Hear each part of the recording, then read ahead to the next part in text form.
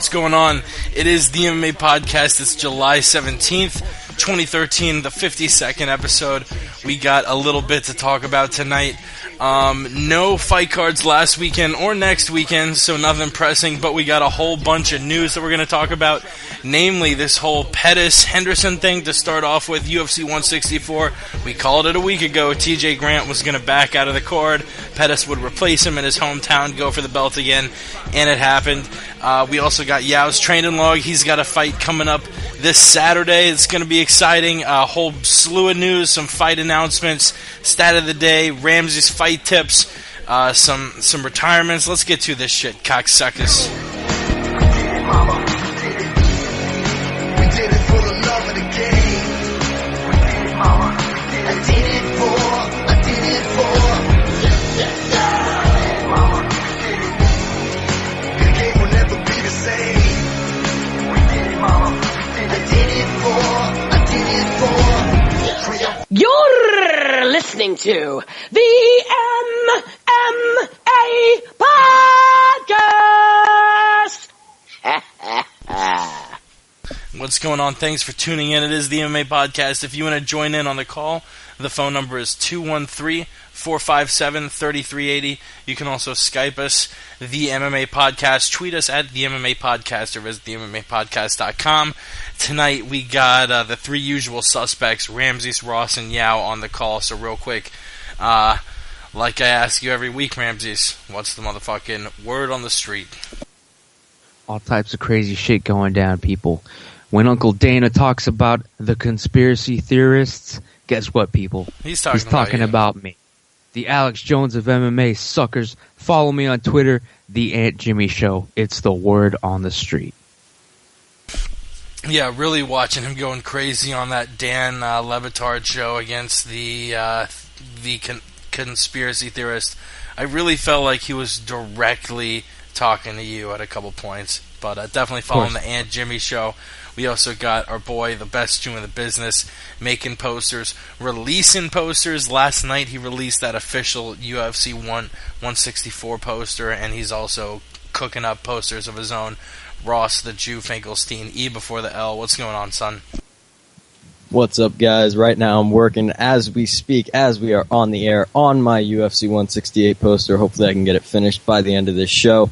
Follow all these guys because they're much better than me. Follow Ramses. He's got Dana White on his ass. Follow Yao. He's got a big fight coming up this Saturday. Big grappling tournament. You know what the deal is. Fuck yeah. Speaking of which, Yao, where do we follow you? We will get into your training log after we knock out a couple news topics, but you got a fight coming up in, 2.5 days now? I'm sure you're really pumped. What the fuck's going on? First, I gotta say thank you for having me on, as always. Yes, I am competing this Saturday, and you'll hear more about it on my training log. Fuck yeah, we're going to be breaking it down, son. Only 2 days to go. Yeah, I was pumped. We're all pumped. Yeah, I was about to be that national champ. And yeah, definitely listen to MMA Mental at MMAmental.com. Ray Thompson, he's a fucking maniac. He's doing huge things. I can't even talk about half of the shit he's doing because it's under wraps. It's not official yet. But let's just say this, honestly, I could see him being the next Dana White of the fucking UK. He's bald, and that man's ruthless, but he is a sweetheart. Follow him over at MMAmental.com or follow him on Twitter at MMAmental. And listen to us every Wednesday on Ustream. We've been doing it 11:30s on Wednesday. The MMA Roundtable, we haven't been doing it that often, but we will be doing it next Tuesday. We did one last Tuesday. Check that as well. And let's start off with the news I mentioned in the start of the show. Anthony Pettis getting subbed in for TJ Grant at UFC 164. A month ago, my boy Ross Finkelstein called this. He said Pettis would back out of the Aldo fight, and then Grant would back out of the Bendo fight, and then Pettis would get slotted into the Bendo fight because it's in Milwaukee, Anthony Pettis' hometown. They were not doing well on tickets, and this is going to boost ticket sales. It honestly does make more sense than Grant for a lightweight title, to be honest. But before we talk about the Henderson versus Pettis rematch, what was your first reaction when all this came out? Ramses, was this another work? Of course it was. Literally, there was no surprise on my part, except for the fact that they even went through the trouble of faking an injury.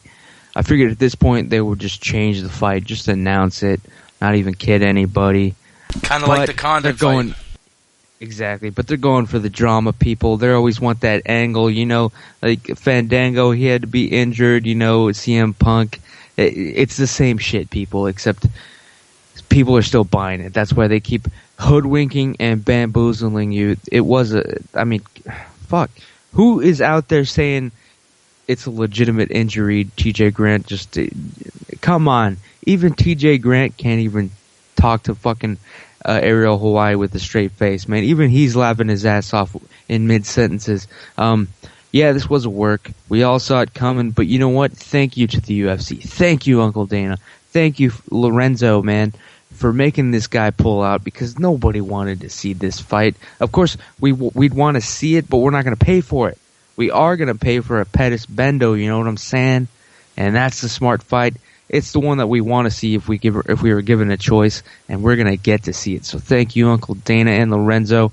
Sure, the fight isn't gonna be worked. I think this Pettis Bendo is gonna be a shoot. So really, is it a work? Is it a work? This whole situation with TJ Grant bowing out, sort of, but the fight itself won't be. And we'll see what happens. Word on the fucking street. What's going on, Ross? Yeah, I mean, is anyone surprised? Like you said before, I called this months ago. It was obvious from the get-go. Pettis just kind of had, I guess you could say, Aldo fever after he saw Aldo fight Edgar, and he wanted to fight him and didn't realize, shit, I could fight Bendo in August in my hometown. And when he realized that, and when the UFC realized we're not selling tickets, they just decided, fuck it, let's pull Pettis, and in a couple of weeks we'll pull TJ Grant and just make that fight, and we'll give TJ Grant 6 figures, and everybody will be happy. It's not surprising in the slightest. It's just, are there even words? There are no words. Yeah, like Ross said, there's no words, really. For me, this was just so funny and ridiculous that they actually, like Ramsey said, he said it a while back, that they would just change the fight, but they actually, did the whole injury thing. And then TJ Grant tweets about, I don't know if this is a direct quote, but he's like, I injured myself in Brazilian Jiu-Jitsu out of all things with a concussion. A concussion from Jiu-Jitsu? That's insane. Like, he must have been slammed on his head, or like, I don't know, but that's crazy to get a concussion from jiu-jitsu. So that was ridiculous, but yes, this fight is better. The rematch between Benson Henderson and Anthony Pettis. Yeah, even the cover story was like so laughable. Like, who are they? This has to be like a goof. They must have just done the injury storyline just as a goof. Like, but some people just aren't getting it. Like, oh man, yeah, he fucking concussion doing BJJ.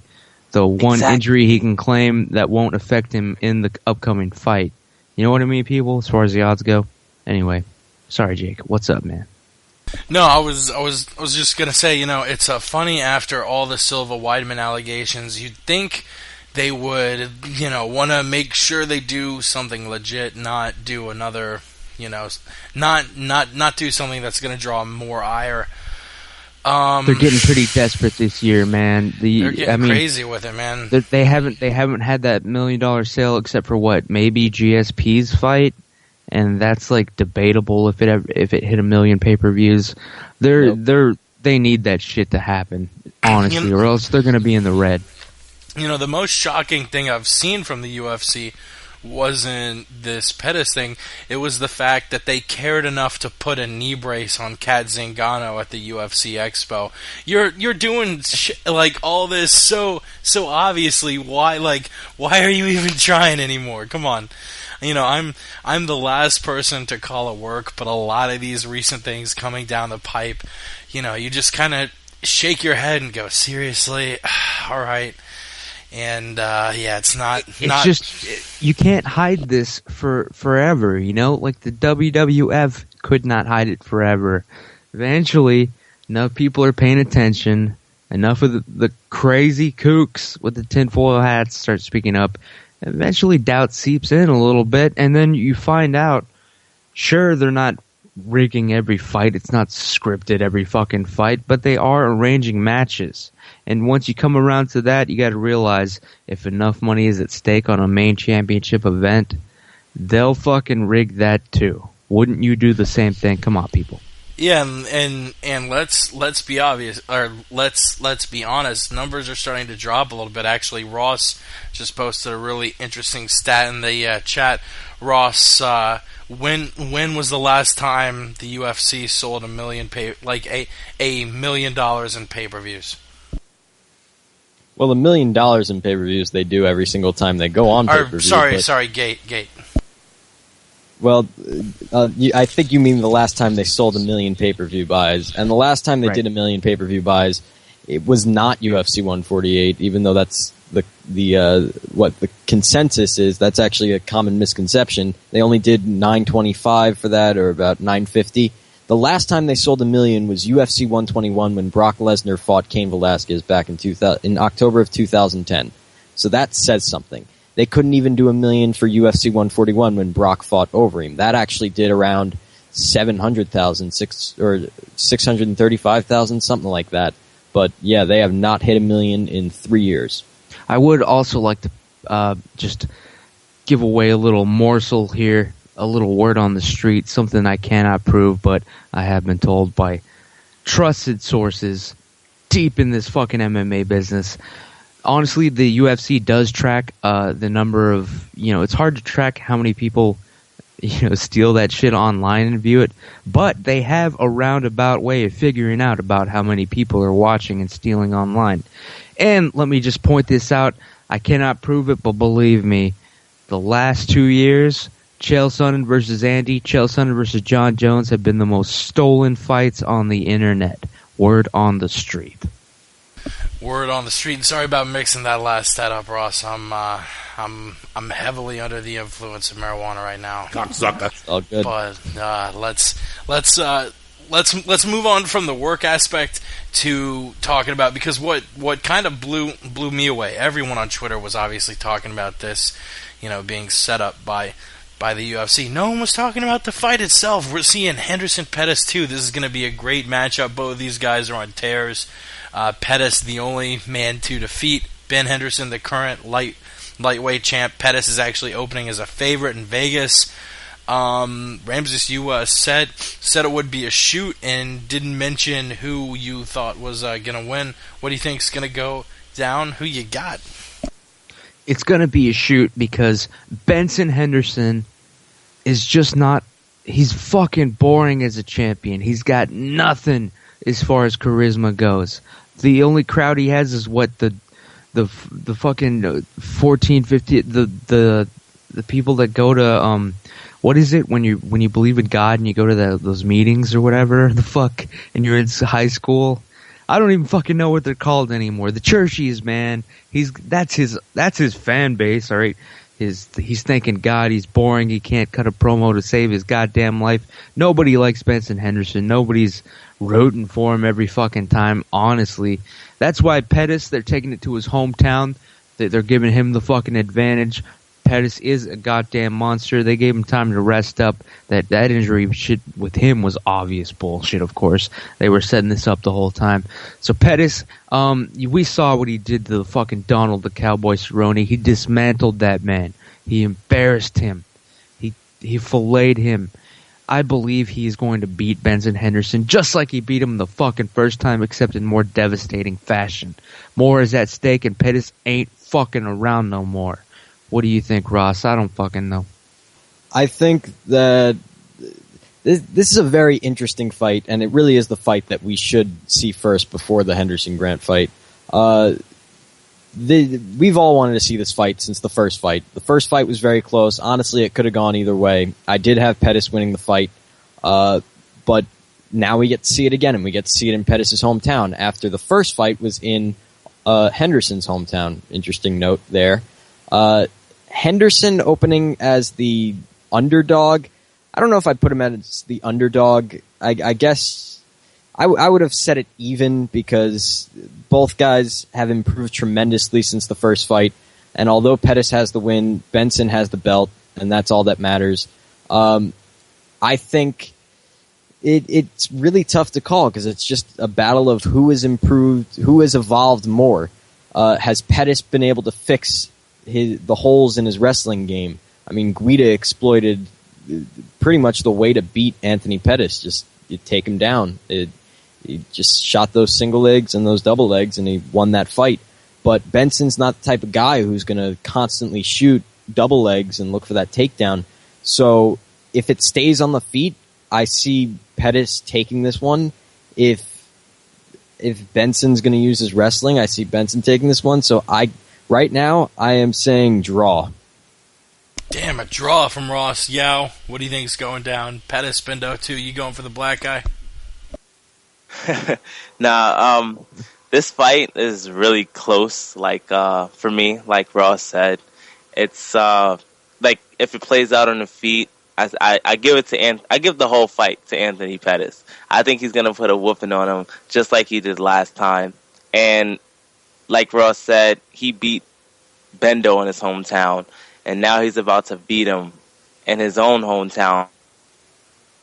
So it's going to be very interesting. But Anthony Pettis has this fight. The only way Benson Henderson wins this fight is if he just does what he did to Nate Diaz. Just wrestle him, stay on top of him, and don't give him any space. Because once he creates that distance, Anthony Pettis is too sharp and too flashy, and he can't afford for him to just, pick him apart.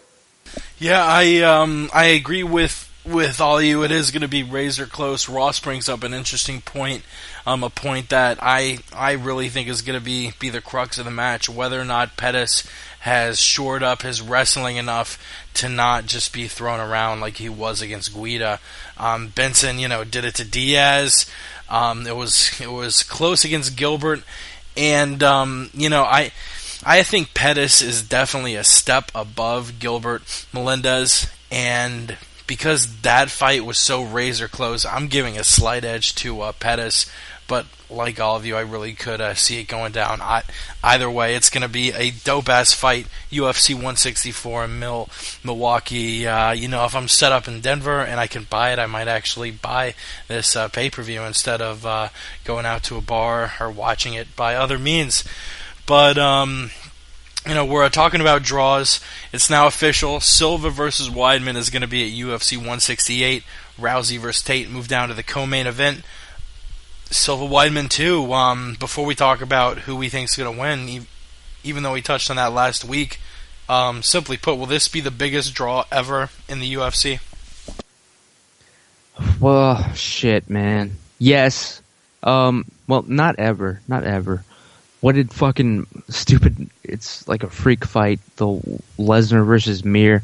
I forget what that did. I think that was the best one today. 1.6. Yeah, something crazy like that. Who knows what the hell was going on with that.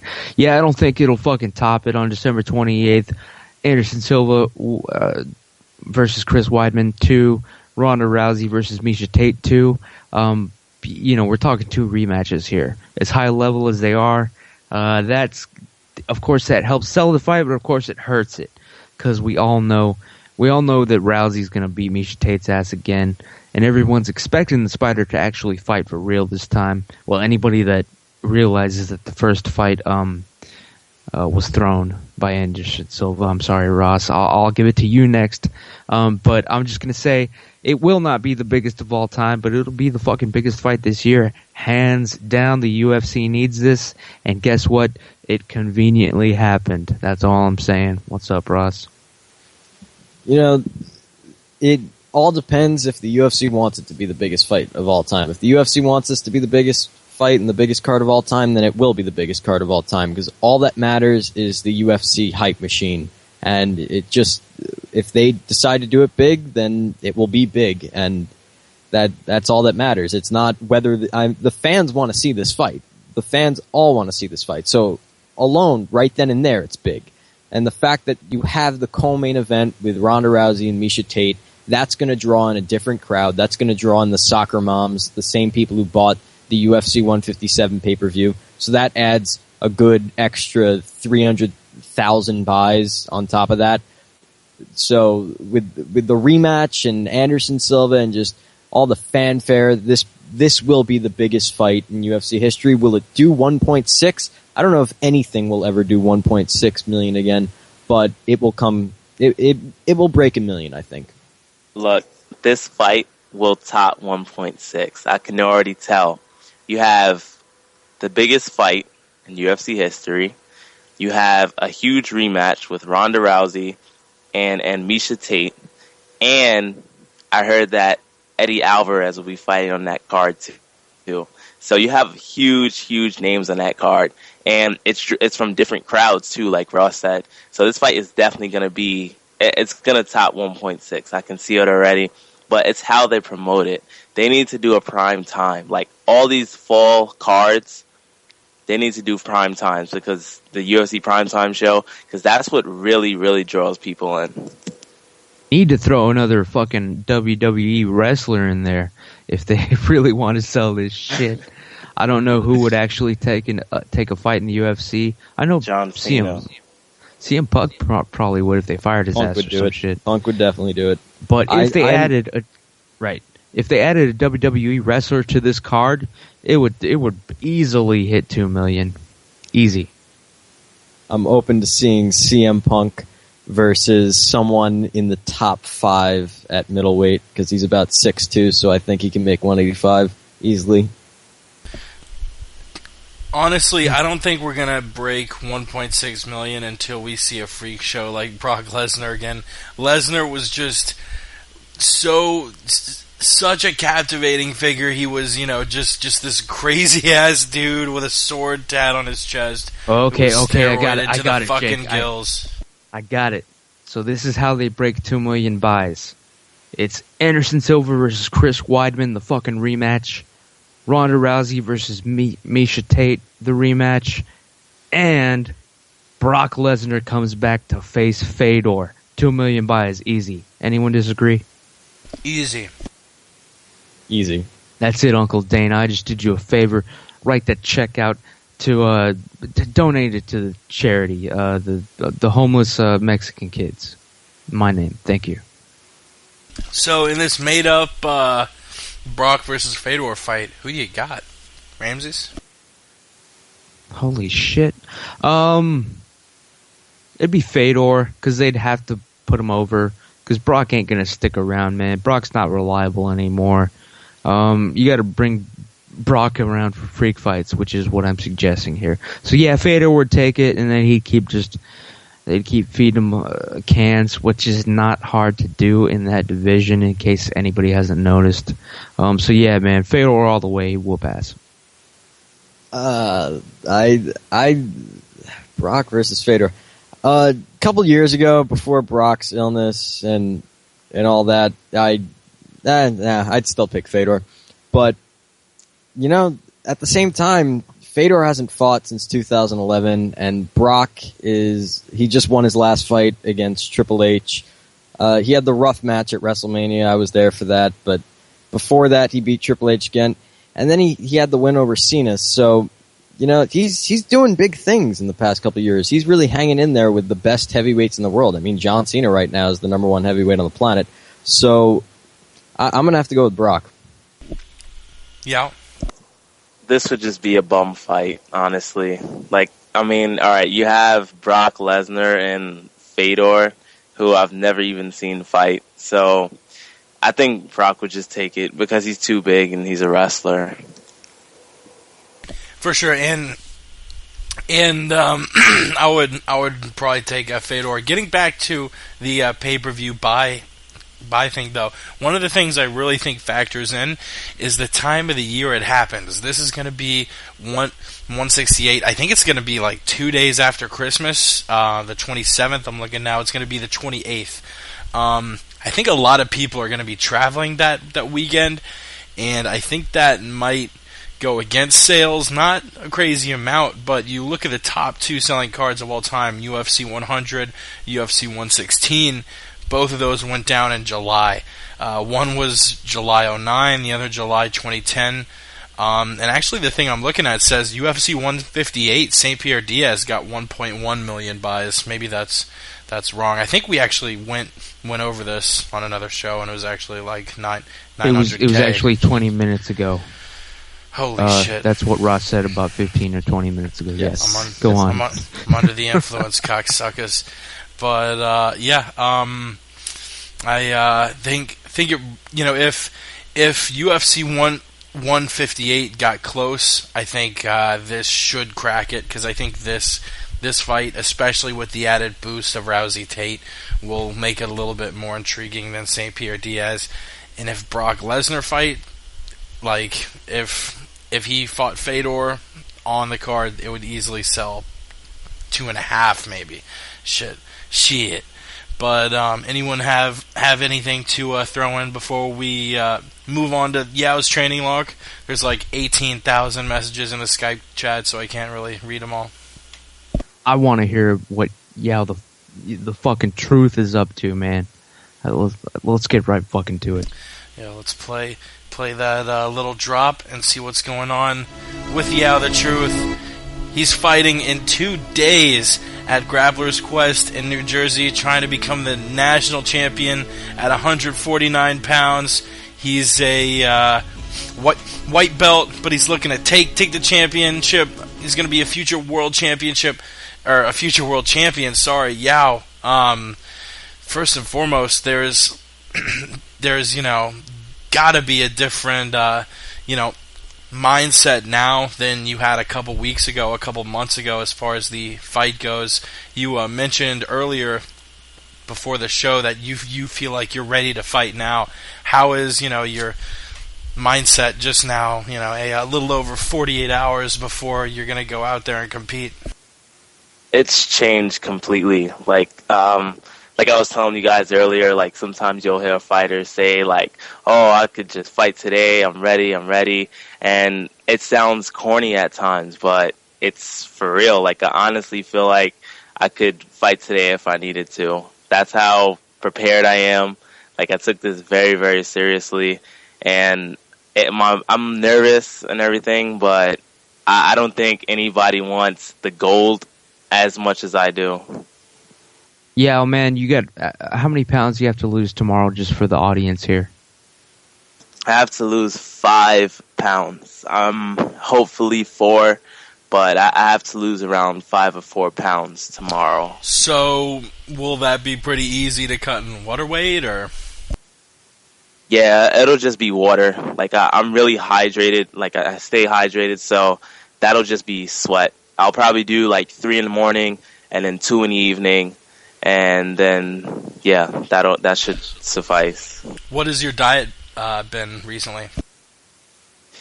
This past week, I've been just eating almonds, tuna, and cucumbers. That's all. Ugh, that sounds terrible, man, but you gotta do what you gotta do. I got a question for you, Yao. So I know it's cliche to get this question. A lot of fighters get sick of it. The age-old, how do you see this contest going down? Without giving away your game plan and what you've been training on, is there anything that you could tell us, a way that you see this match ending? On Saturday, I'll have to compete against like 10 different people, honestly. I'm doing 2 divisions and the takedown challenge. And so I'll have to compete against like 10 people in one day. I want to beat every single one. So that's how I see it going down. Me beating every single person I step on the mat with.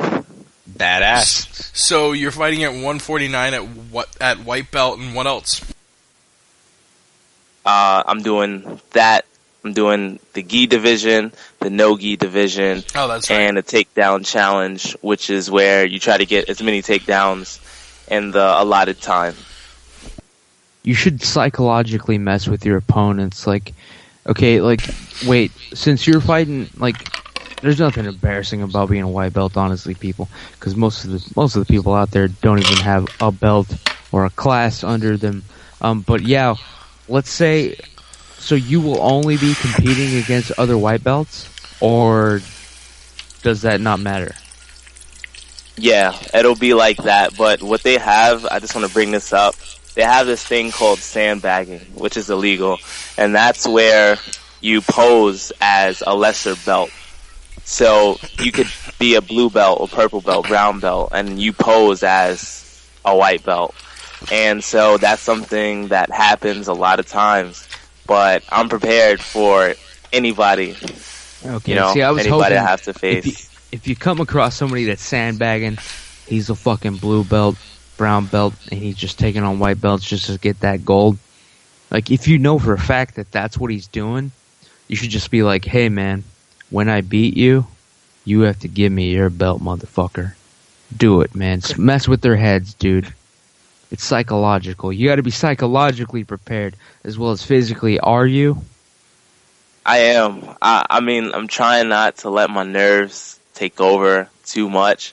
But like GSP said, my favorite fighter, he says, you're always going to have the butterflies, but it's about making them fly in formation. And that's what I'm really trying to do for this fight. Yeah. Direct that nervous energy like it was kinetic, like it was mental judo. I'm really high, people. Jake? Do you have any idea how many people are in the gi and no gi tournaments? No, but there was a rough estimate in the no-gi division and the 149 division. I think 2 weeks ago or last week, there was about 80 different competitors. About 85, 80 between that number. So that's a whole lot.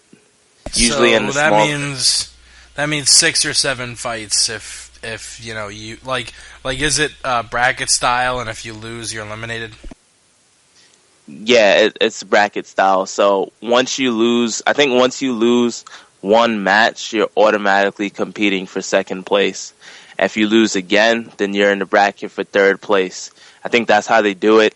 And so that's why I have to win every single match, because if I lose one, I'm automatically in the second place bracket. And it's actually in the sports arena too. Like usually they'll have smaller tournaments in like college gymnasiums or whatever, but this is actually an arena, and they'll have 15 competitor mats. Is this the first grappling tournament you've been in? Well, I wrestled in high school, but you could say, yeah, the first jiu-jitsu tournament I've been in. But I did wrestle in high school for a little bit. Alright, so, I mean, really, if you're in the gi and no gi, and for each one of those you could be fighting up to 6 or 7 times, that's 13 or 14 matches, maybe, plus the takedown challenges. You know, is all this going to be in one day, or will it go on to Sunday if you do well? Yeah, this is all one day. Like, I'll start competing around 12, 1 o'clock, but that's all one day. All one day, and it's going to be hard, because after that first match, I don't care who you are, you have an adrenaline dump after your first match, and you have to be able to keep going if you want to go to the end, you know? So it's going to be very hard, because that's a lot of matches. Yeah, so like how long is each match? Each match is 6 minutes long. If you can, the best thing to do would be to finish your guy within 1 minute, because then I know that game. Yeah, I mean, if you can finish your guy in 1 minute, then you're conserving energy. But if you go 6 minutes with 5 people and then you go into your 6th match, you're going to be tired. So if you can finish your people early, then you'll have much more energy. So have like in training, have you been doing a bunch of endurance stuff? I mean, like honestly, after how many matches do you think you'll really start feeling tired? After like the 5th match, the 10th match? I honestly think after the first one I'll be very tired, because I'll have that adrenaline dump. But that'll go away. My body will start to feel loose. I'll have cotton mouth and everything. And that's with anybody. But I think by the 5th or 6th match, I'll definitely be very, very tired. But I'll have to just keep pushing, just keep pushing, like in training. Like we've been like doing nothing but drills, like, just going after it, going after the takedown, getting back up, going after the takedown, getting back up, looking for submission, not getting swept off the bottom and everything. So it's been intense. All right, so I mean, obviously, like will it's in one day.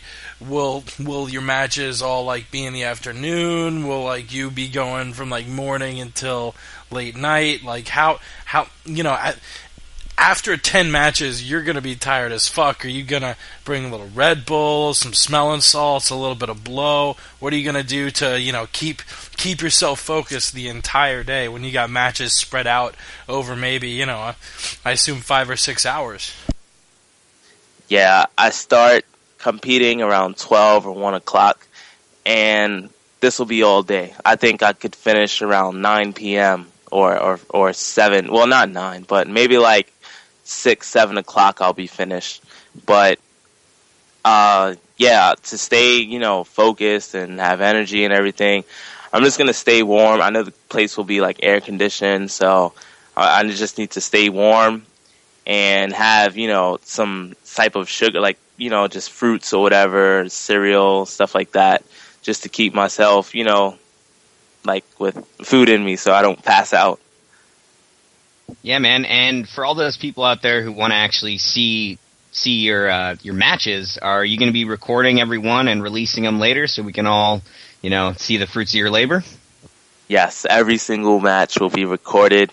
It'll be on YouTube. I think I'm going to do it, just have every match in one video. Like I'll have the gi matches in one video, I have the no gi matches in one video, just so that way it's not like 5 different videos, so I can just have it back to back to back.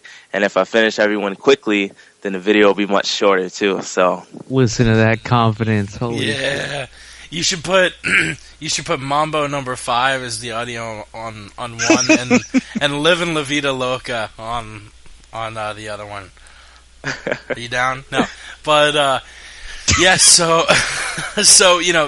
Chris is talking about videos, like, will you be tweeting results? Like, when will the world know how you've fared? Yeah, I think I'm going to have my brother take over my Twitter and just tweet out the results after each one. Because I know you guys, like, you want to hear about it and everything, so somebody's I think I'm got just to do it, man. Definitely. Yeah, I'm just gonna give him my phone, and then he'll just like tweet out everything that's happening. So, because I won't have time to do that. Hell yeah, definitely do that. Thank you. You have a Muay Thai bout in August. Are you thinking about that at all, or is it all Grappler's Quest? Nah, all Grappler's Quest.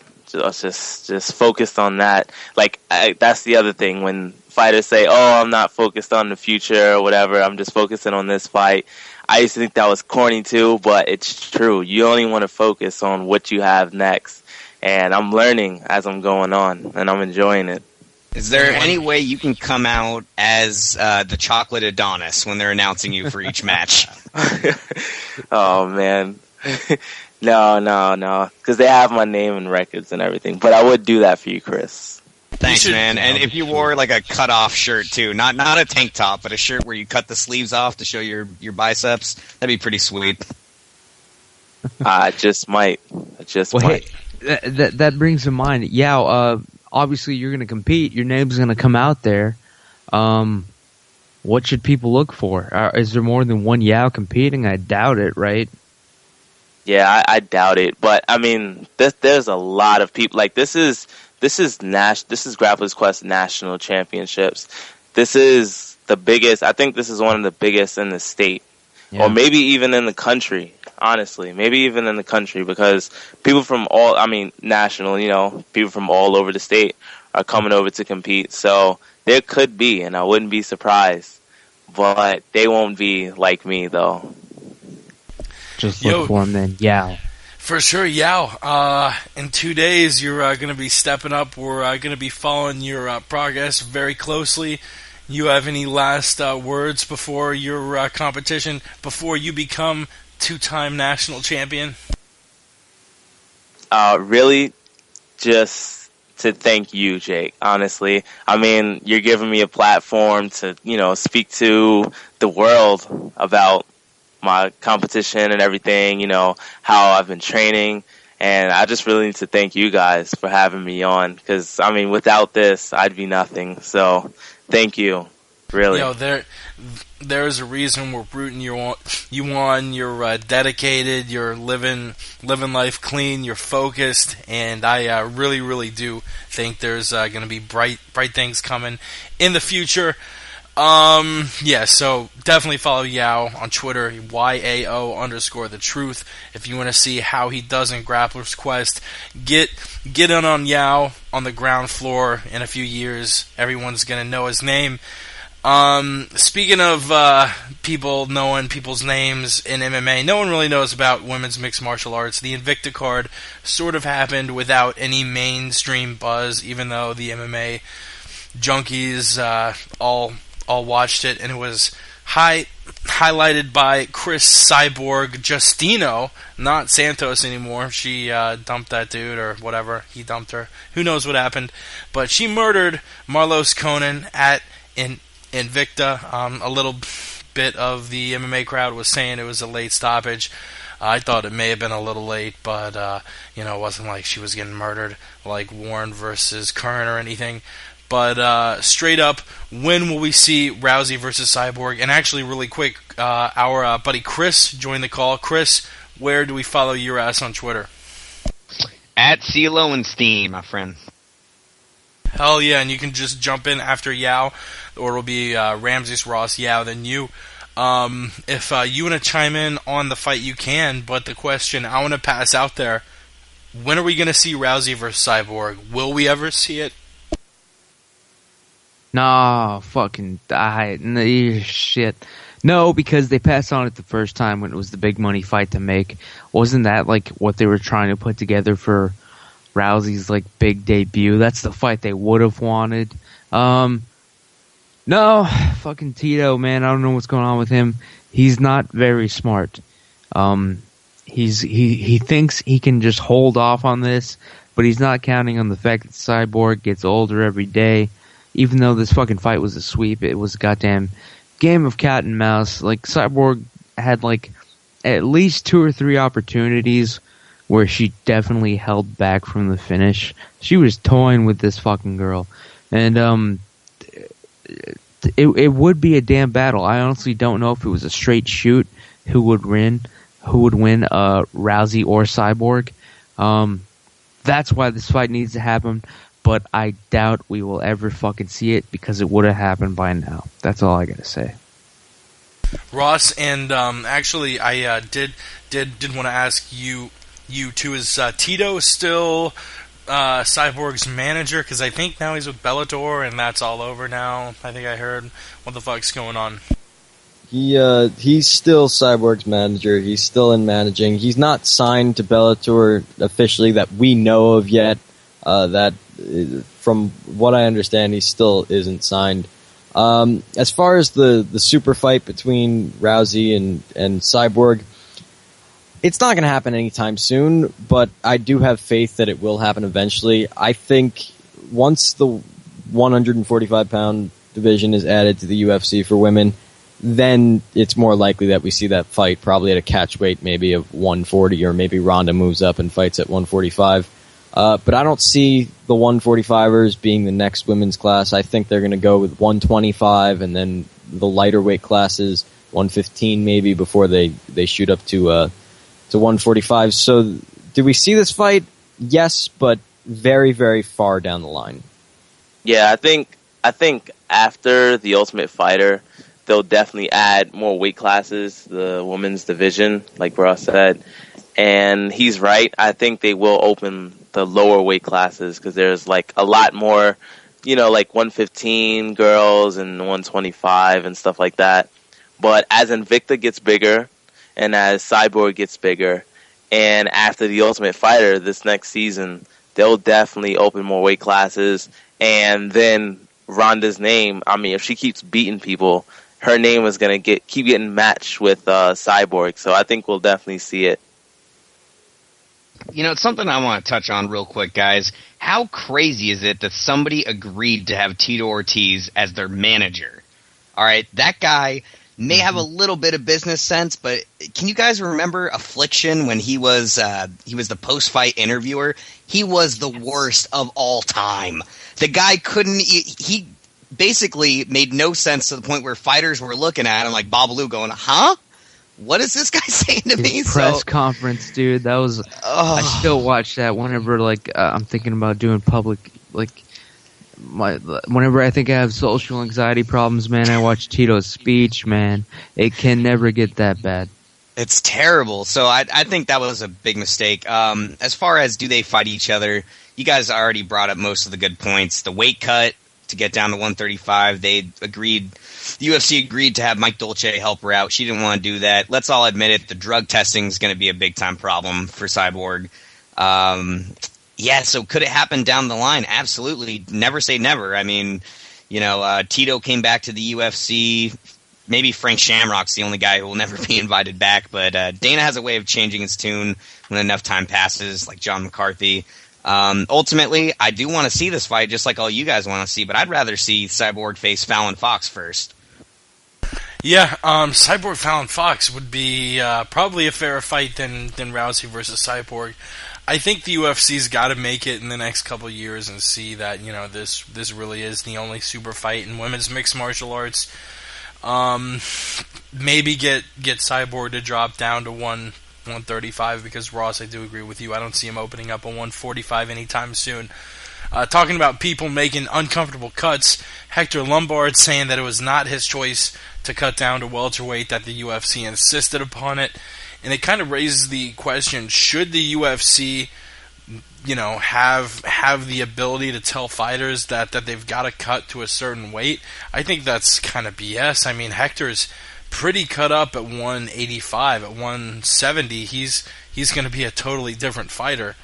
Ramses, what do you think about the UFC making fighters cut weight? Yeah, it's fair game. Let's be honest, people. This is a point that even MMA, fucking so-called journalists, don't seem to grasp. The UFC is a privately owned company and business. It is not an organized sport. All right? So, yeah, they should be able to tell their fighters whatever, and it's up to them. I mean, it's on the fighter what they do with their life ultimately. It's not... There is no government program here, people. There is no HR department. Okay, the head of HR is Dana. So you're fucked. So you either want to fight in the UFC or you don't. And if you're going to fight in the UFC, you're going to fucking be their little puppets. They're going to be pulling your strings all the way. You better be ready to do that. You better be ready to sell your body, your soul, your mind, your will to the UFC if you want to be a professional fighter at the highest level. That's just the way that it goes. Is it right? No. Is what I'm saying the reality of it? Yes, and we all know it. That's the word on the street. Well, kind of to play devil's advocate before Ross, I mean, they are a private company, but so is the NFL, NHL, MLB, and I mean, it is a commissioned sport, so it's really not that different than any other sport as far as that goes. Okay, you could say the WWE is also a privately owned company, but we all know what I'm trying to say here, all right? Oh, I can buy a chunk of the WWE? Yes, you can. They are traded on the stock market. Can I buy the controlling interest? Probably not. Yeah, okay. Anyway, what I'm trying to say, people, is you don't... just look at the ranking system. Yeah, they have an official ranking system that they came up with, last year, a couple months ago? But guess what? Do they pay attention to it? Does it dictate the next championship fight? Hell fucking no. It is not a real organized sport. It is fake to some extent in the fact that the matches are rigged. Certain times they have to rig the outcomes of the championships. Don't pretend it's an organized sport like the NFL or the NBA. It is not on that level, people. It is not a team sport. That's why it's so easy to fucking rig. Ross, go ahead. Well, aside from fixed fights and rigging, basically the UFC, with Hector Lombard, he looked like shit in all of his fights at 185. He's fought 3 times in the UFC. He looked like shit pretty much in all of them. Even the one where he knocked out Paul Harris, he still looked like shit. It was basically, all right, we're giving you basically literally $1 million each fight. So you either drop to 170 and make it worth our while, or you're gone and we're taking our money back. And was it right? Who knows? It wasn't right of them to sign Hector Lombard to such a lucrative deal in the first place, and because of it, Eddie Alvarez ended up getting screwed, because the whole point of giving Lombard that massive contract was so that there was absolutely no way Bellator and Viacom could match that deal. And when they realized, shit, this is way bigger than it needs to be, they decided to lower it down for Eddie Alvarez, and then Viacom and Bellator decided to pounce on that. But that's a whole nother story. So is it right? No, it's not right, but let's be honest, Lombard should be at 170. He's too small. He's like 5'3". He has no business at 185. Yeah, I gotta agree with Ross. He doesn't belong at 185. He's very short and stocky, and a guy's gonna be much bigger than him at that weight. So that's what I think about it.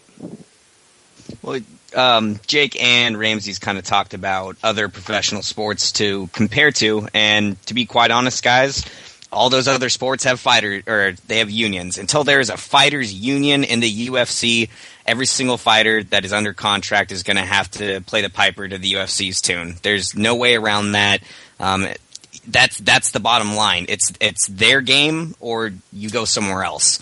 And Lombard, he's Yao and my, he's 5'8". We're the same height as this guy. There's no way he should be fighting at middleweight. I mean, he just needs to lay off the powerlifting a little bit, and he can definitely make some waves at 170. And it'll be interesting to see him fight another former middleweight, Nate Marquardt. I'm not sure, I don't have it in front of me when they throw down. But let's talk about a guy who doesn't look too skinny right now. John Bones Jones, as Ramsey's called him, John Hoagie Jones, tweets out a picture looking fat as hell. I mean, he's easy 250. Ross says there's no way he's any more than 240, but the guy's got a gut. He's got a little bit of titties. And it's interesting, not just this, but like I kind of touched on word on the street, he's young, and it's interesting to see the kind of person he's going to turn into, whether he's going to be like the GSP, always, focused, training, never out of shape, or if he's going to be a guy like Chuck who openly parties a bunch. I mean, Jones is, kind of trying to purport himself to be this family guy and this guy who's really focused, but all signs are pointing toward a different direction. Ramses, what was your thought when you saw this picture of John Hoagie Jones? Jabba the Hutt Jones, John Hoagie Jones, you motherfucker. My first thought was actually, yeah, I understand the weight gain, man. This is the real Jones here. Because, like I said before, I've broken my toe 4 times, actually. And every time you break your toe, you're going to gain some weight because you're not walking around on that shit, man. That's what we're seeing right here. He probably tweeted at the fucking height of it all. Of course, the pick probably is a couple weeks old. Probably just some psych warfare going on. Good for him. Good for Jones. But yeah, man, that's what happens when you get fucking injured, and you should have been a heavyweight to begin with. He stays lean because he trains full time. You take that away from him, and this is what John Jones really looks like. He has been exposed, but he'll come back, of course. He gets paid millions of dollars to do so as a motivation. That's the word. Yeah, he blew up in between fights. He couldn't run, so like Ramsey said, the injury stops him from being able to lose all that weight, and he was happy because he had just come off a very, very, very, very, very close fight with Chael. He almost lost that fight going to the second round. So it's no big deal. He'll have a 6-pack in 2 weeks. Yeah, I think the injury, he was off it, like these guys said, basically. He was off the toe and everything, so I guess he just blew up. Well, not blew up, but he just gained some weight. And I think I still don't like the guy, but When he starts training again, he'll slim down and he'll be in fight shape and he'll be ready to fight. Look, guys, I'm going to level with you. I can't judge the guy in the way that he looks. I look like that right now, except a lot shorter and different skin tone. So I can't judge the guy for looking like that. So that's all I'm going to say. For sure. I'm pretty out of shape. Yeah, I mean, I think I can judge the guy because he's an elite athlete. I mean, shit, he's this guy who, you know, I'm not out there as the number one pound for pound guy in the world. I'm not, you know, saying, oh, you know, I'm focused, I'm always training, I'm hungry for the belt. You know, I'm not doing that like Jones. Which, really quickly, before we get to a trio of fight announcements, unless any of you guys have anything else to throw to on John Bones Jones, let's He's fat. He's looking Jabba the Hutt Jones. Let's get into the stat of the day. Speaking about Jabba the Hutt Jones. Stat of the day! Stat of the day! Stat of the day! Stat of the day! Here comes the stat of the day! John Hoagie Jones, currently the number one pound for pound fighter in the world. He holds 5 wins over fighters who once held an undisputed UFC championship, and that's the most of any currently active fighter in the UFC. Stat of the day! Stat of the day! Stat of the day! Stat of the day! Here comes the stat of the day! Shout out to Jamie Jocelyn and Dan Patrick Show for that drop. Alright, we had that trio of fight announcements. First off, I'll start with the one that's not concrete yet. It's been rumored. Nelson versus Cormier, possibly in the works for UFC 166. So kind of a two-part question to throw out. Will we see this fight? And if so, who you got? I actually think we will. I think Nelson is leaning more and more toward the UFC every day, and I didn't think he would at first, but now I do kind of think he's going to join the UFC. If he would have joined Bellator, I think that would have happened already. They're talking trash. Neither of them have an opponent. It makes sense for the UFC. If Nelson gets signed within the next month, I think we see it. Maybe not at UFC 166. I mean, that would be the ideal card because that's where we see the other fight, and JDS Kane, I think another heavyweight fight too. But we'll definitely see it by end of the year.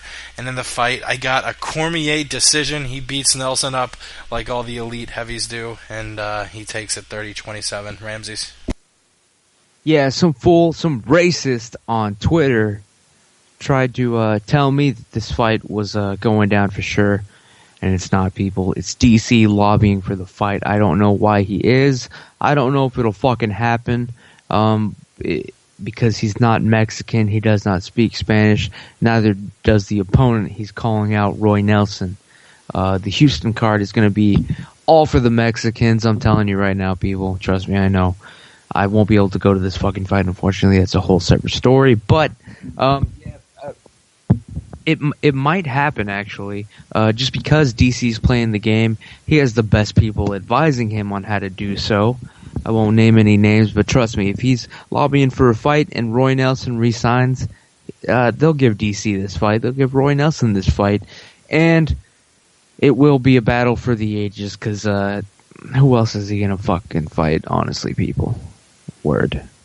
Yeah, it'll... I don't know if it's going to happen. Well, first of all, Roy Nelson's he's a restricted free agent right now. He's not allowed to sign with Bellator until the end of August. So they're negotiating right now. There's some things Roy wants. There's some things that the UFC wants that they don't want Roy to have. Both guys want the fight. I don't see why it wouldn't happen, other than obviously them not coming to an agreement to sign Roy Nelson back to the UFC, and he goes to Bellator. He doesn't have the leverage. I thought if he beat Stipe Miocic, I thought he would walk out of the UFC and go to Bellator, because it would just be massive if he did that. But he lost Stipe. He doesn't have the leverage anymore. Leaving and going to Bellator means nothing now.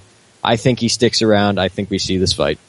Yeah, if he sticks around and he fights Daniel Cormier, he's going to lose horribly. Daniel Cormier is he's too athletic, and he's too sharp, and he's too smart for Roy Nelson.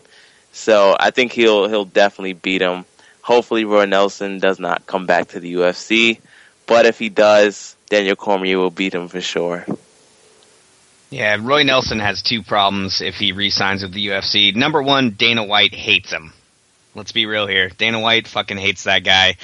They've never really seen eye to eye, and his other problem is that he has to fight Daniel Cormier if they sign this fight. Daniel Cormier would mop the floor with Roy Nelson.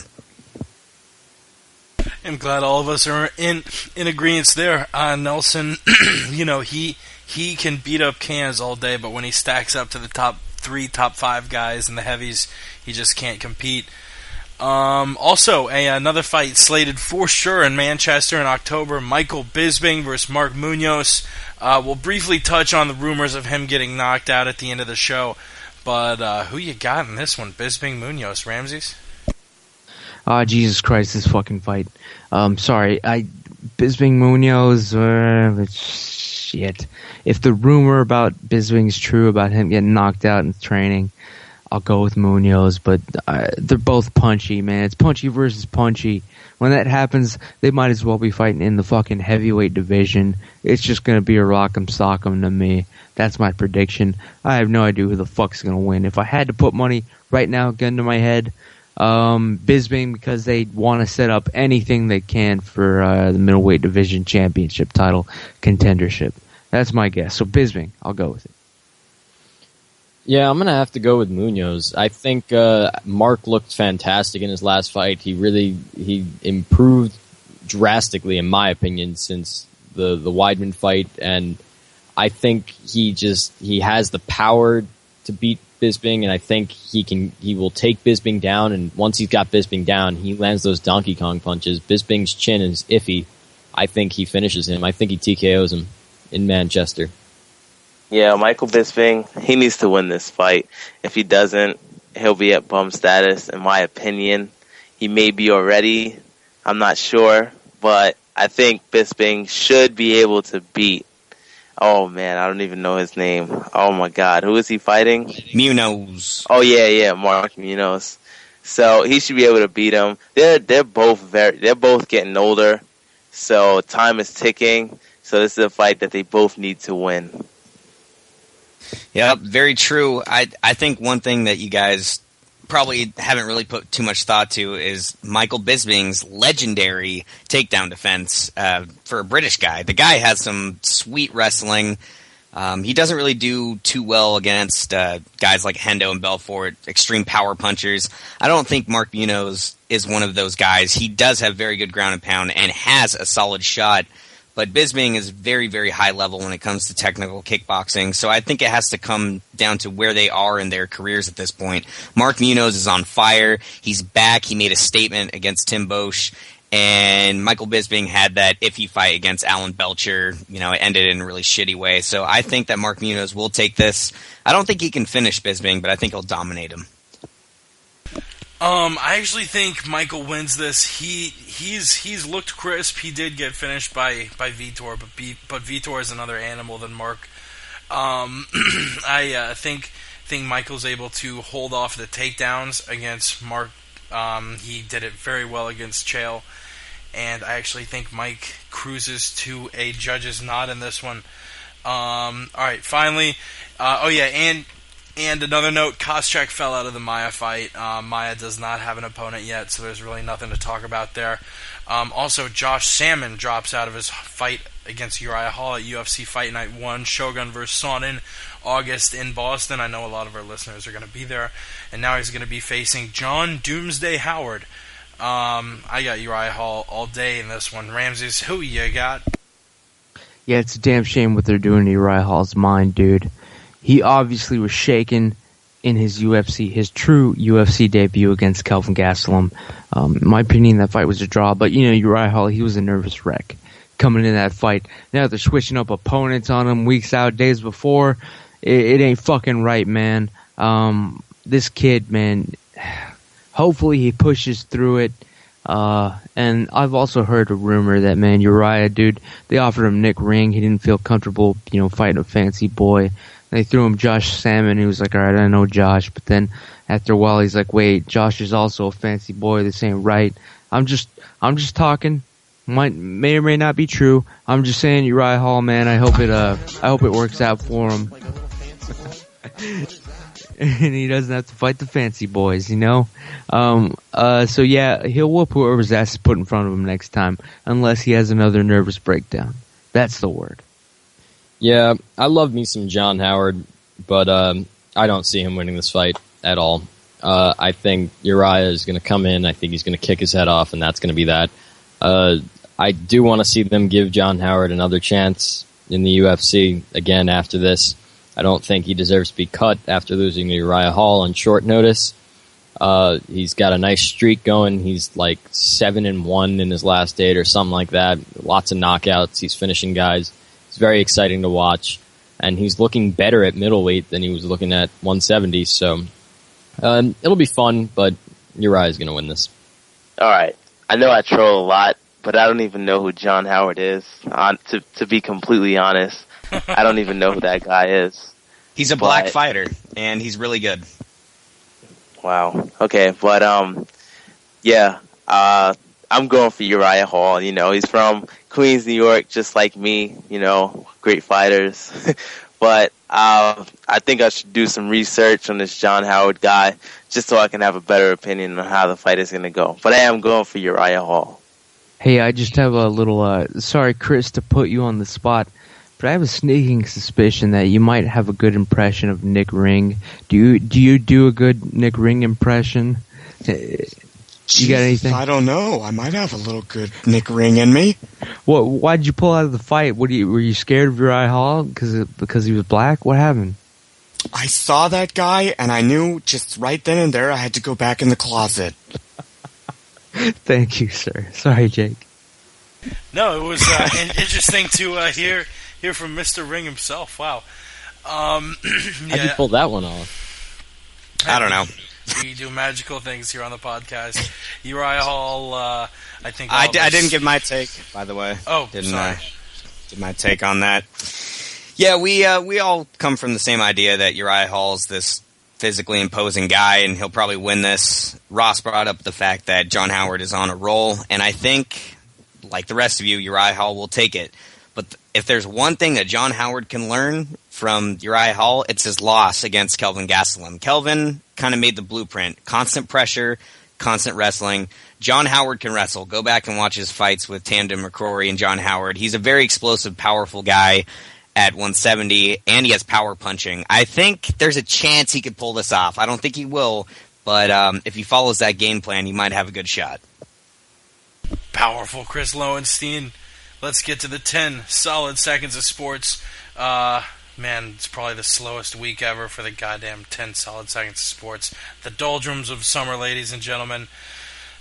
I guess let's fucking do it, like John Ogazuski would say.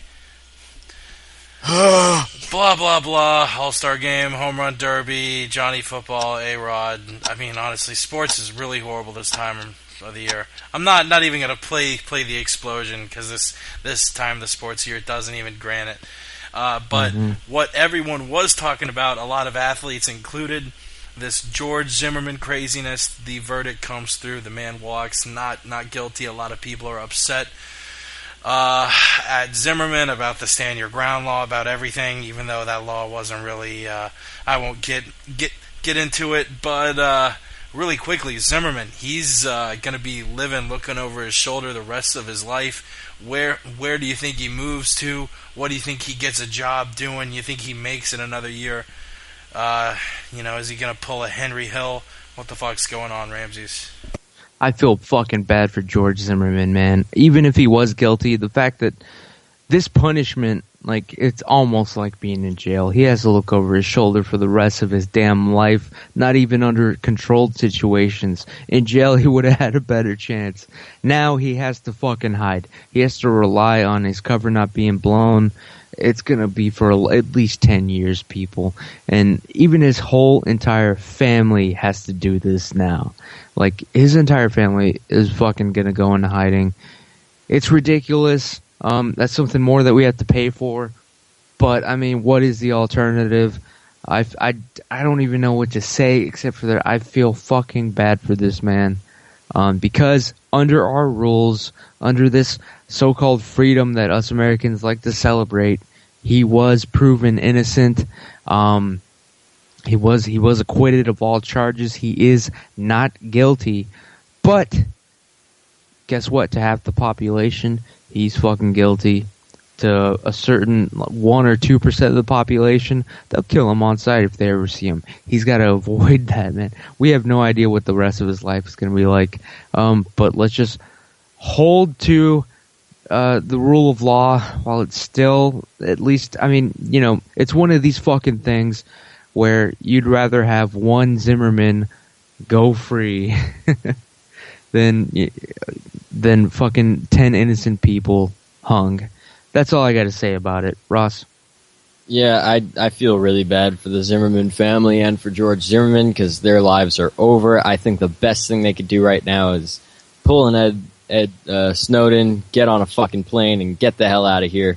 Go to some other country. Go live your life. They're not going to kill you over there in China or Russia or anywhere else. They should move to Africa. Yeah, move to Africa. Give back. That's the word on the street. I'm sorry, who's that? Oh, yeah, the question is, George Zimmerman. He's been found not guilty, but now he has to live the rest of his life in fear. You are an African-American gentleman. What would you do if you were him? Just out of curiosity. If I were who? If you were George Zimmerman. If the shoe was on the other foot. Oh, man. Probably go to like an Amish like town or something like that, you know, because I mean his life is on the line right now. I mean he has so many hits out on him, so I don't know, man. It's kind of risky. Yeah, I to be honest with you guys, I didn't follow the case too closely. I don't really have a horse in this race. I've just seen the aftermath, and all I can say is it's a big, crazy clusterfuck of a mess. And I wouldn't want to be on either side of it, the family of Martin or, you know, Zimmerman and his family. It's a big crazy incident where nobody was there but those two guys and one of them's dead. You know, it sucks. Yeah, it does, and I don't want to go too deep in it, but yeah, dude's gonna be looking over his shoulder the rest of his life. And I believe, you know, this whole issue with the whole Martin and Zimmerman thing, a lot of unrest, a lot of people talking about riots, and I believe this week our resident conspiracy theorist Ramses is going to be breaking down fight tips, especially tuned in for what you should do for when you might find yourself in a riot situation. Yes, people, it's going down right now. I have some riot tips for you people. If you're ever involved in an actual riot, let me tell you some of the best tips to live by. I am an authority, people. I have literally been arrested for inciting a riot in the city of Austin, Texas. So listen to me when I say this. If you ever find yourself in a riot, we're just assuming you're innocent, whatever. Your best friend is a huge rock or a chunk of concrete. All right, people, that's the first thing you want to use. You don't ever want to carry a real weapon, like a gun or a knife or a baton or something or a bat. A huge rock or chunk of concrete is going to work because, you know, in court, it could go either way. And honestly, you can use a big rock to make more rocks. It's genius. All right. And also, you want to wear gloves because rocks feel fucking annoying in your hands, and also you never want to leave fingerprints. Another thing to do if you're in a riot, you got no choice but to play along, which is what you're going to tell the cops if you actually do speak to them. If you're in a riot, always wear at least 3 layers of clothing. 3 layers of clothes. That way, you know, you're going to have, it prevents the rubber bullets from doing real damage to your body. Also, when you duck into an alley, you take off a layer of clothing. That way you go from a black t-shirt to a white t-shirt and blue jeans instead of those gray pants. You get what I'm saying? 3 layers of clothing.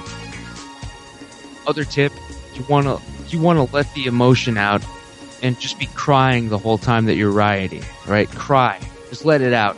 That way, the tear gas won't have any effect because you're already fucking crying. It won't change shit. last tip, never tell the police shit when they arrest you, alright? When you get arrested by the police, you play fucking dumb. Tell them, oh man, I got hit by a beanbag in the head, rubber bullet in the head. I don't even remember my name. I have no idea who Trayvon is. I've never even heard of the internet. You don't know nothing about nothing, alright, people? You never even use a computer. You don't even know what a computer is. When they try to describe it to you, you just laugh and be like, oh, get out of here with that shit. I got hit with a beanbag. That's how you get out of a goddamn arrest and prosecution. And in the riot scene, I'm telling you, people, rocks, no clear weapons. That is the word on the street. See you next time at the dojo. And that's the word on the street, ladies and gentlemen. A couple more topics to get to before we close it out for the night. Brian Stan retiring, leaving the UFC to actually be a commentator for college football. Going to announce the ACC over on the East Coast. And a lot of people are saying he still may have had a little bit of fight left in him. He may have retired early. I'm not questioning a guy who's got like a silver star or some crazy military trophy. The dude's, maybe he feels it. Maybe he just doesn't have the fire anymore. Maybe he feels the brain injury. I don't know. But he seems to be with it. He's a good commentator. I'm glad he's backing out because honestly, I don't see him beating anybody in this crop of excellent middleweights. I don't see him beating Silva, Weidman, Bisping, Belfort, Sonnen, any of these guys. So I'm glad he's getting out now. Ramses? I'm sorry. Who the fuck is getting out of where? Brian Stan retiring. Yeah, he was fucking done already. I mean, what is he, just an announcer now? Have you guys caught his boxing commentary on Fuel TV that he does every now and then? I gotta say, he knows his shit, but it's pretty boring, but at the same time, whatever, man. I'm glad he's moved on. I'm just so pissed off that they made this man just go out like on a shameful, obvious dive. Silva, come on, Vanderlei, that was bullshit. Take another look at the fight. He's throwing wide-ass punches. He's coming out throwing no defense whatsoever. He accidentally almost knocks Vanderlei out, and then he just chills out, and then it was bullshit, people. They shouldn't have done this to an American hero, but, he's a company man. He was in it for the money. He'll serve his country. He'll serve Zuffa. Respect to Brian Stan. He's a good guy. He's one of the greatest as far as personality goes and charisma. Damn shame to see him go. I don't think he'll be back. Hopefully not, because there's nothing left for him to prove. Honestly, that's my take. Yeah, I'm happy for the guy. He had a great career. It wasn't the best career, but you know what? He put on some damn entertaining fights, and even if it may have been a work, that Silva Stan fight was unbelievable. The Lieben fight was fun. He really goes out there and he excites the fans, but he started this sport at 32 years old, which is crazy. He's a war veteran. He's a hero. But he's been in explosions in Iraq. He's been hit a lot. So, you don't want to risk it. And I'm very happy for the guy. He went out on his own terms and now he's got a job. He's a great analyst. He's great on the mic. Maybe he'll be a politician one day. He's fantastic. So I'm happy for him. Yeah, I like to call Brian Stan a bum because he retired on a loss. Jesus. He could have at least fought on the prelims and beat somebody just to retire on a win with some integrity. But he's doing what he needs to do. He's a family man and everything. But at the same time, he had a very good career. He won the WC title, so that's pretty good. At least he won a title, and that's very, very hard to do. You see great fighters that can't even win titles. So, yeah.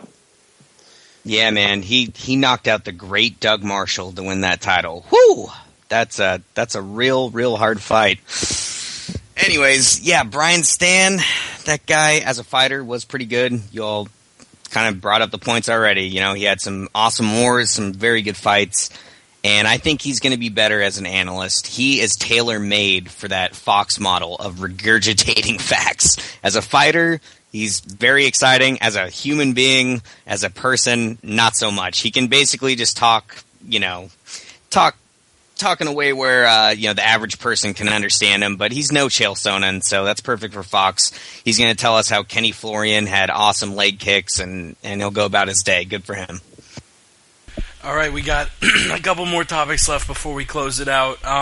First, Michael Bisping reportedly was knocked out in the wild card gym. Apparently he was sparring a little too hard, being a little bit of a dick, and they sent in a pretty good boxer and knocked him out.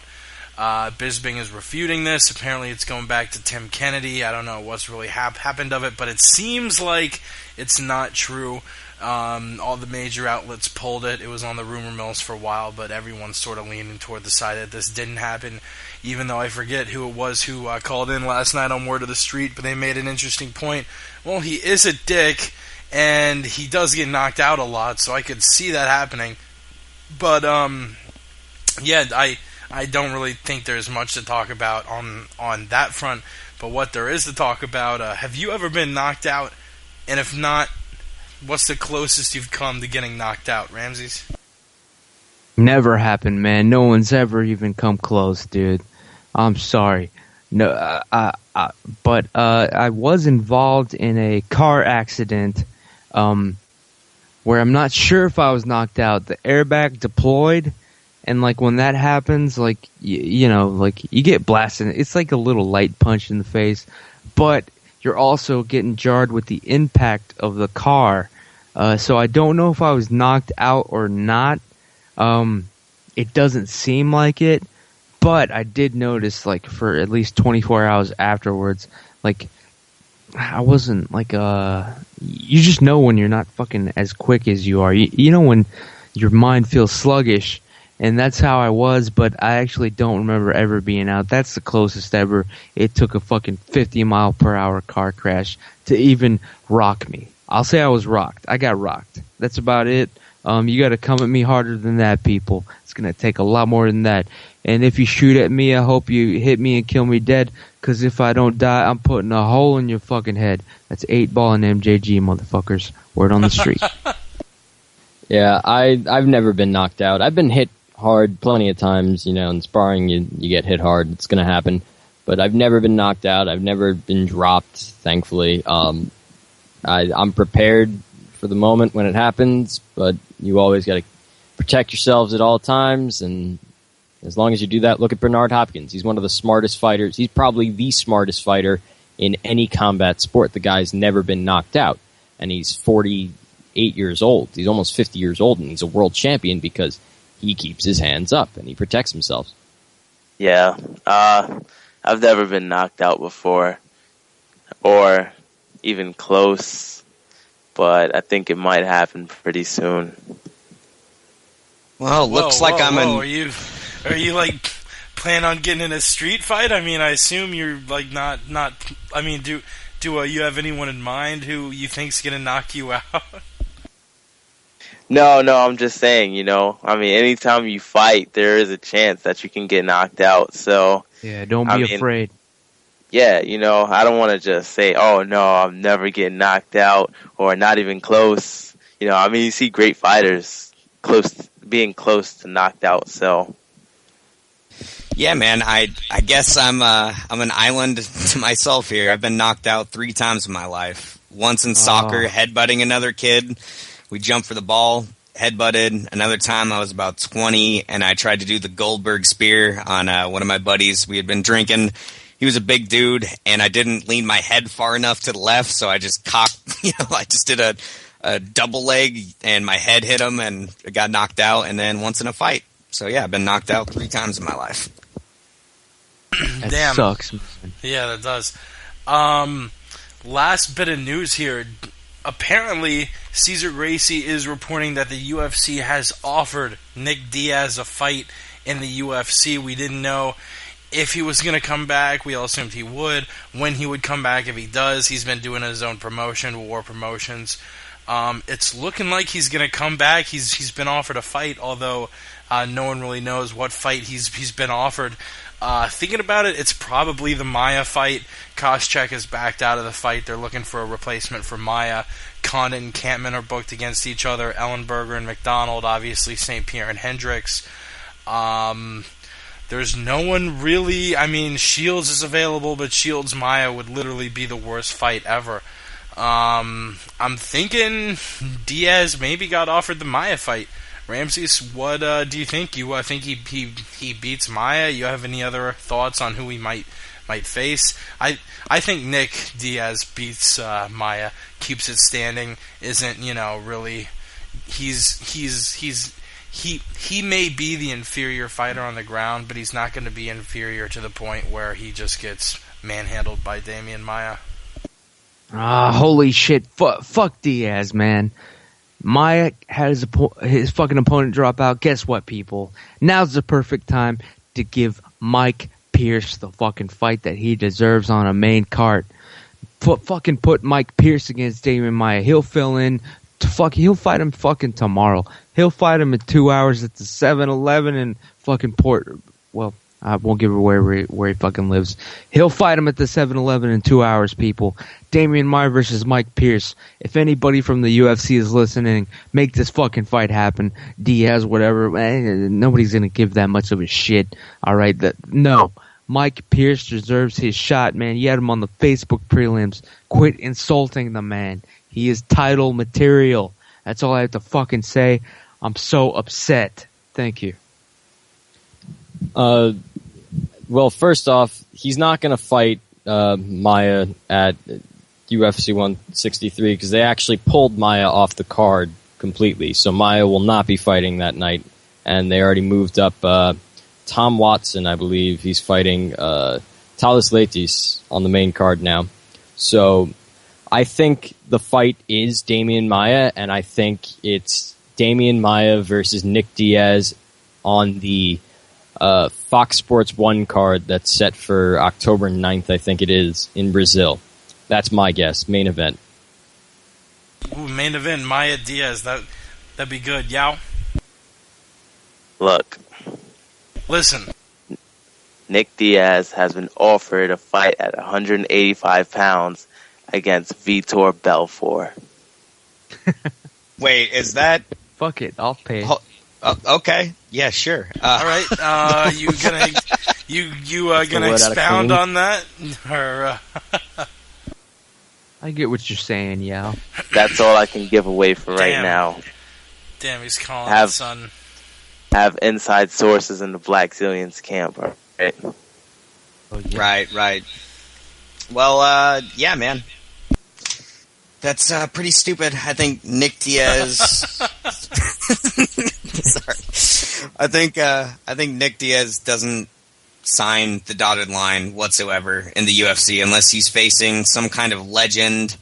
Belfort isn't going to sign on to face Nick Diaz. He has nothing to gain from that whatsoever. So I think Nick Diaz, like, his only shot is if he agrees to a lower A-level, higher B-level fighter. Mike Pierce is perfect, Ramses. That is the perfect guy.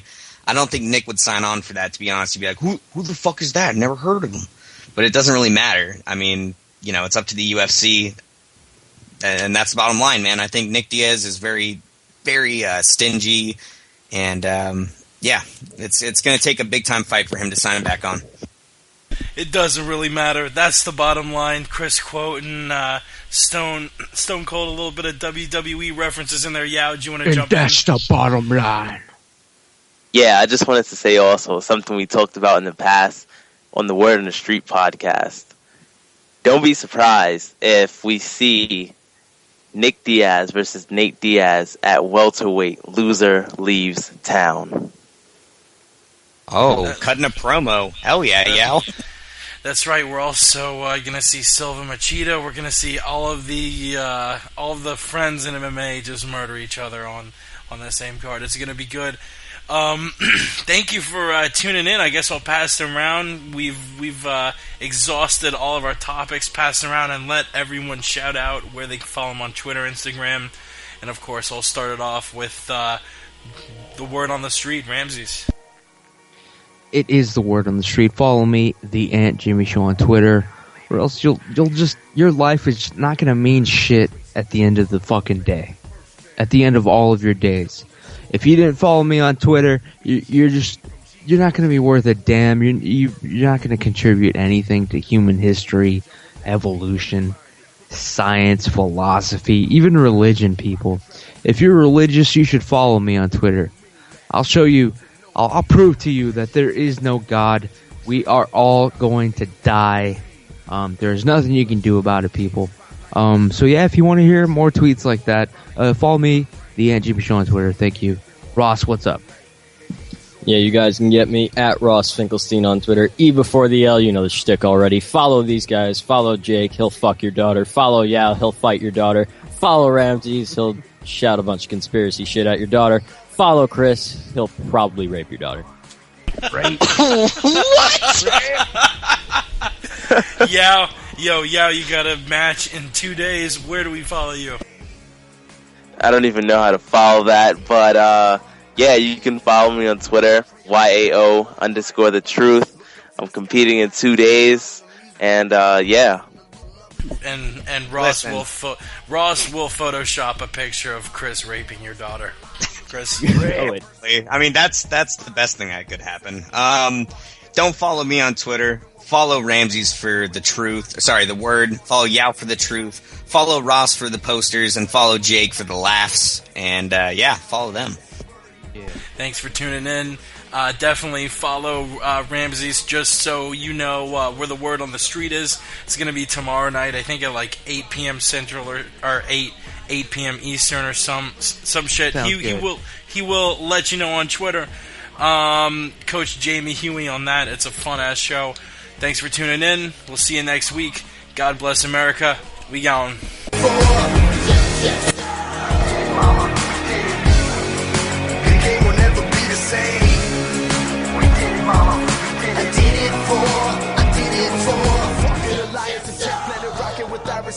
Silencing all these idiots caught up.